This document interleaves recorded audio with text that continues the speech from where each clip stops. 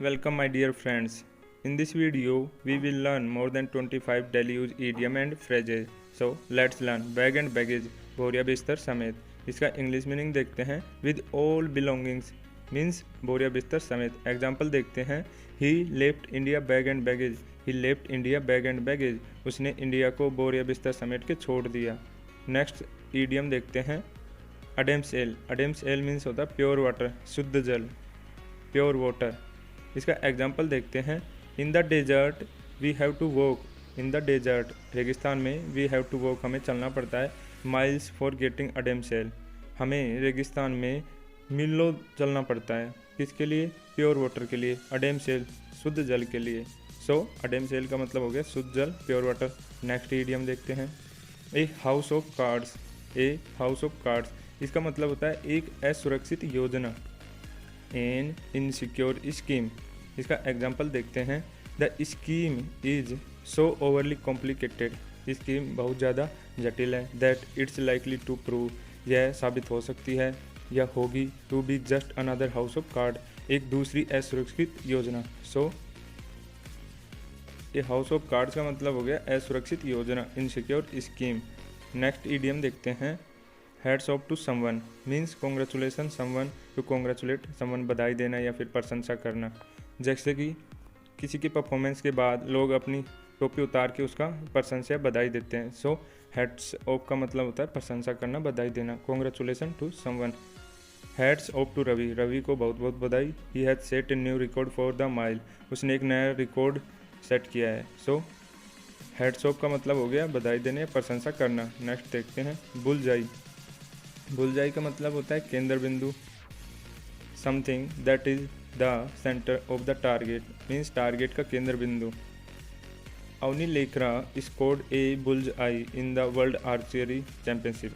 अवनी लेखरा ने वर्ल्ड विश्व तीरंदाजी में केंद्र बिंदु को भेज दिया या उसको टारगेट किया। सो बुलजाई का मतलब होता है केंद्र बिंदु और something that is the centre of the target. Next idiom देखते हैं। Hit the sack. Hit the sack का मतलब होता है सो जाना मीन्स गो टू बेड, सो जाना। इसका एग्जाम्पल देखते हैं। आफ्टर ए टायरिंग डे, थकान के दिन के बाद, द वर्कर्स ने decided to hit the sack. थकान के दिन के बाद वर्कर्स ने सो जाना का निश्चय किया या निर्णय लिया। सो हिट द सैक का मतलब होता है गो टू बेड, सो जाना। Hair in the butter. Hair in the butter इसका मतलब होता है चुनौतीपूर्ण स्थिति, ए चैलेंजिंग सिचुएशन, चुनौतीपूर्ण स्थिति। इसका एग्जाम्पल देखते हैं। This situation a is a hair in the butter for me. यह स्थिति मेरे लिए चुनौतीपूर्ण है। Wash one's hand off. Wash one's hand off का मतलब होता है जिम्मेदारी से भागना, to get rid of responsibility, जिम्मेदारी से भागना। इसका एग्जाम्पल देखते हैं। I elected him the chairman. मैंने उसे चेयरमैन नियुक्त किया। And I wash my hand off और मैं जिम्मेदारी से निरुत्तर हो गया, जिम्मेदारी से दूर हो गया। So wash one's hand off का मतलब हो गया जिम्मेदारी से भागना। Waste one's breath. Waste one's breath का मतलब होता है समय बर्बाद करना, to squander time, to waste time, doing waste of time. Next देखते हैं। चलो इसका पहले एग्जाम्पल देख लेते हैं। You are only wasting your time, you are only wasting your breath means आप केवल अपना समय बर्बाद कर रहे हो। सो वेस्ट वंस ब्रीथ का मतलब होता है समय बर्बाद करना। पुल योर सेल्फ टुगेदर इसका मतलब होता है संवेदना नियंत्रित करना, संवेदना नियंत्रित करना। To control emotions, to calm down. इसका एग्जाम्पल देखते हैं। Just pull yourself together अपनी भावनाओं को नियंत्रण में रखो, अपने इमोशंस पर नियंत्रण रखो। There is no point crying about it. यहाँ पर ऐसा कोई बिंदु है नहीं है जिस पर रोया जाए। सो अपनी भावनाओं पे काबू रखो। सो पुल योर सेल्फ टुगेदर का मतलब हो गया संवेदना नियंत्रित करना। एट डेजर्ट ड्राउन घोर दुश्मन, कट्टर दुश्मन। अगर कोई व्यक्ति कट्टर दुश्मन हो, दो व्यक्ति कट्टर दुश्मन हो तो उनके लिए घोर दुश्मन मीन्स इसके लिए एट डेजर्ट ड्राउन का प्रयोग किया जाता है। टू बी एनिमी शत्रु होना। चलो इसका एग्जाम्पल देखते हैं। The Rama and the Ravana were at daggers drawn. The Rama and the Ravana were at daggers drawn. भगवान राम और रावण एक दूसरे के घोर दुश्मन थे। सो एट डेजर्ट ड्राउन का मतलब होता है घोर दुश्मन। At loggerheads at loggerheads, at loggerheads का मतलब होता है असहमत होना, इन डिसएग्री विद, किसी से असहमत होना। इसका एग्जाम्पल देखते हैं।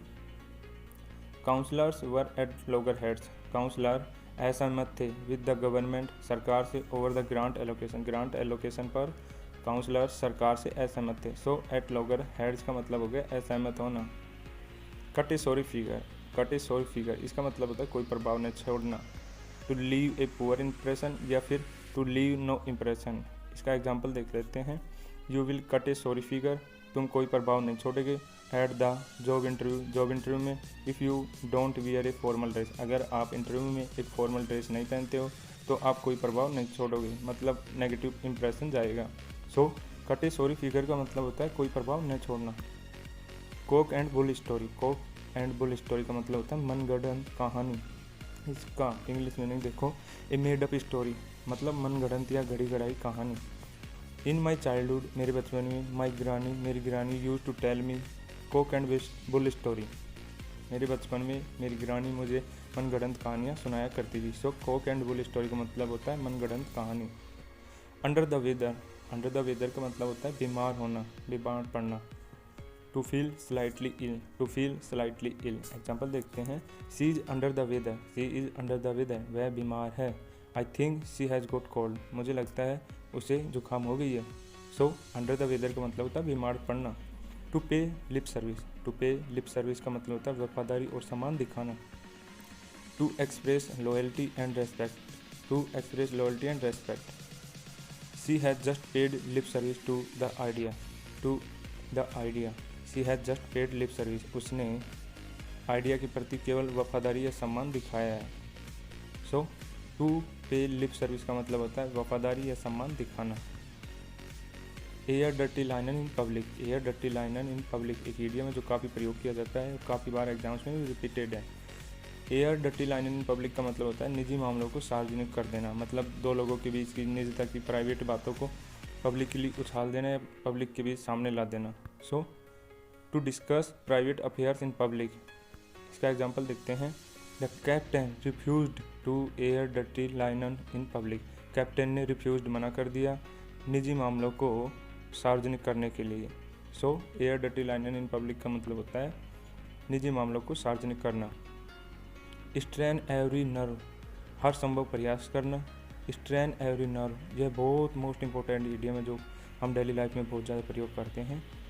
To make all possible efforts, to make all possible efforts, हर संभव प्रयास करना।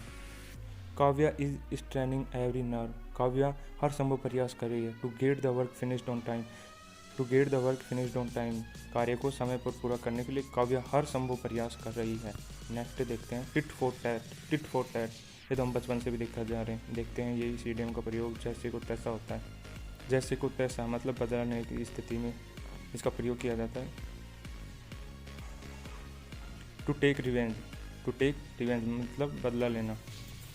Neha did not go to his birthday party, Neha उसकी बर्थडे पार्टी में नहीं गई। Because earlier he did not come hers, क्योंकि पहले वह इसकी पार्टी में, बर्थडे पार्टी में नहीं आया। So it was tit for tat, so यह जैसे को तैसा यानी कि एक बदला था। सो टिट फॉर टैट का मतलब होता है बदला लेना, जैसे को तैसा।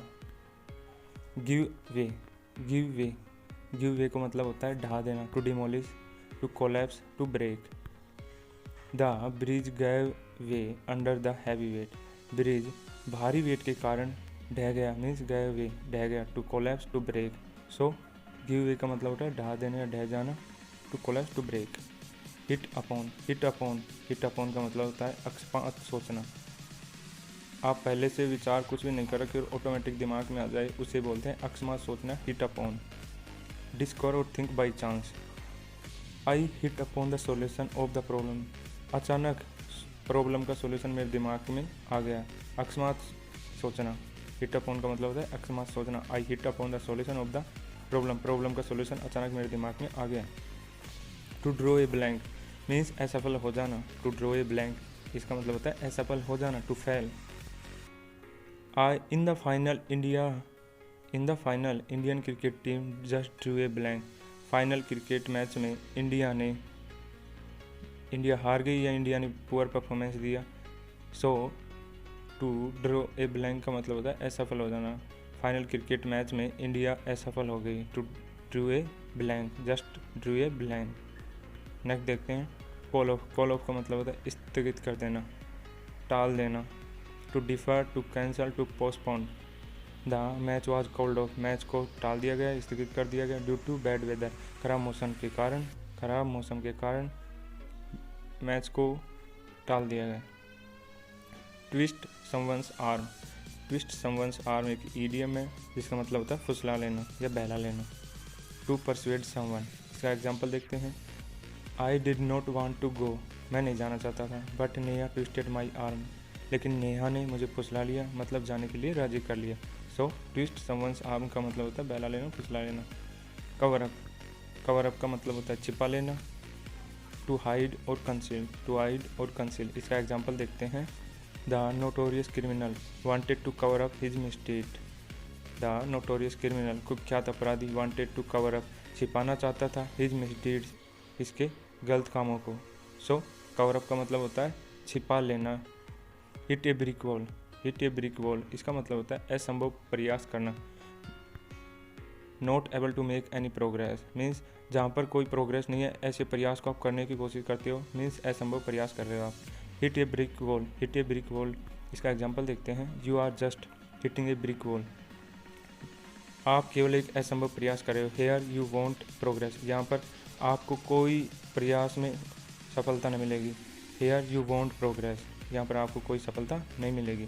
सो हिट ए ब्रिक वॉल, इसका मतलब हो गया असंभव प्रयास करना। अरे यार, आप इसे ऐसे समझ सकते हो जैसे कि हिट ए ब्रिक वॉल मतलब ईंटों की दीवार के आप धक्का दे रहे हो, आपको धक्का देने से वहाँ से कोई सफलता नहीं मिलेगी, मतलब ये बेकार का वर्थलेस प्रयास है। सो असंभव प्रयास, hit a brick wall means असंभव प्रयास। So my dear friends, in this video we learned more than 25 daily use idiom and phrases with example with detailed explanation. So if you like the video then please do like, share and subscribe. Thank you so much.